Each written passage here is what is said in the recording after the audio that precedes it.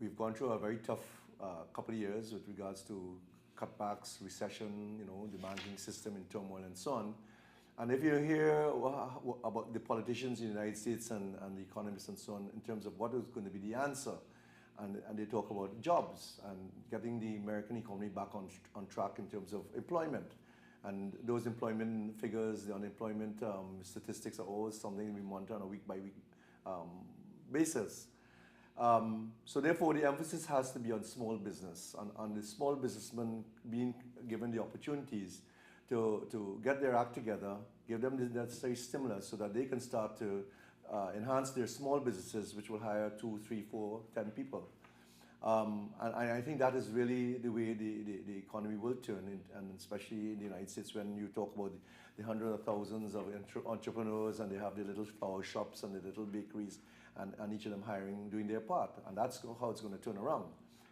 Unfortunately, in Trinidad, we have been more dependent on the government providing the employment. And very few stories in the past of where you have entrepreneurs or small business really being given the opportunities to enhance and to grow.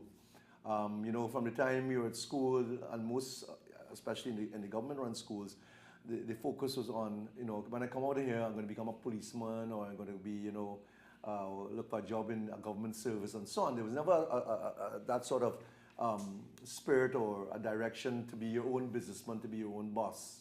And very few people, you see coming out in the system really talk about like that. So in a way, that's what all entrepreneurship is about. There's a need to further enhance and to educate the population, especially the young ones, that why not consider being your own boss? Why not consider being able to start a business, dictate your terms and conditions, hire people, and enjoy the satisfaction of the success of being in charge of a very successful business.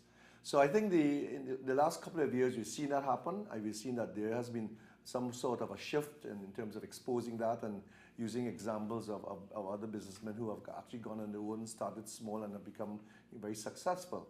So that I agree that in order for us to really be competitive, and in order for us to be able to turn around the country, more and more emphasis must be placed on entrepreneurship, on young people going out there and doing their own thing and creating new opportunities.